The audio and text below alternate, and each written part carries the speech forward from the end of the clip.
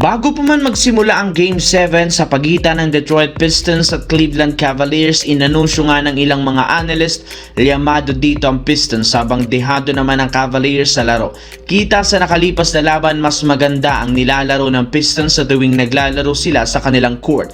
Delikado ngang matambakan ng Cavaliers sa umpisa ng do-or-die game. Kumpara sa naipanalong Game 7 ng Cavs sa first round laban sa Raptors, hindi ito mangyayari sa kanilang home court. Ibig sabihin, kailangan talaga ng lahat na mag-double effort para manalo. Ayon sa ilang mga analysts, magiging sobrang pisikal ng Pistons sa Game 7 na posibleng maging rason ng pag-struggle muna ni James Harden sa shooting. Alam naman nga ninyo, hindi maganda ang karanasan ni Harden sa Game 7 since ilang beses na nga siya dito nagkakaroon ng malamiyang laro at maaari nga pong maulit ito bukas. Gayong sigurado nga pong papahirapan siya ng gusto ng depensa ng Detroit Pistons, lalo pat nakafocus nga sa kanya ang depensa ng team.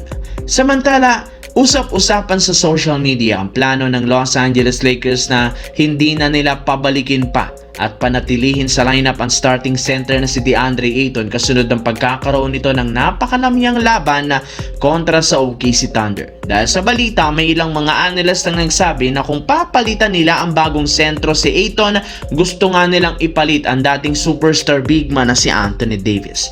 Yes mga idol, karamihan sa mga fans ng Lakers pinipilit ang front office gumawa ng paraan para makuha si Davis sa Washington Wizards na wala rin naman balak mag-compete sa titulo. Kung sakali man nga pong maibalik na Rob Pelinka si Anthony Davis sa lineup, siguradong mapipilitan na si LeBron James na manatili sa lineup ngayong off-season sa mas mababang kontrata since makakabuo sila dito ng napakagandang lineup ni na Luka Doncic, Austin Reeves, LeBron James, Marcus Smart at si Anthony Davis na siguradong magkukumpit sa kampyonato at pantapat sa ilang mga contender. Sa kabilang banda, kagaya ng napag-usapan natin, kahit man sinabi na ni Jalen Williams na healthy na ang kanyang katawan at ready siyang maglaro sa Western Conference Finals laban sa San Antonio Spurs, inamin ng kanilang coaching staff na kailangan niyang suriin sa mga susunod na araw para malaman kung papayagan na nga ba siyang maglaro sa Game 1. At kung sakaling hindi ito maglaro, mismong mga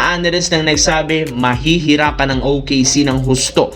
Hindi katulad sa Suns at Lakers, mas madami ang Spurs na mga 3-and-D players sa lineup. Ibig sabihin, hindi makakagamit ang OKC Thunder ng mga mismatches. Samahan mo pa ng pagkakaroon ng San Antonio ng isang Wembanyama, kaya magdadalawang isip talaga ang kanilang team sa pagsalaksak sa ilalim at kailangan nilang i-improve ang kanilang shot making at 3-point shooting na may tutulong sana ni Jalen Williams kung sakaling makapaglaro agad ito sa kanilang serye sa Western Conference Finals. At yun ang ating dapat abangan, lalo pat kapag hindi ito naglaro, delikado ang defending champ.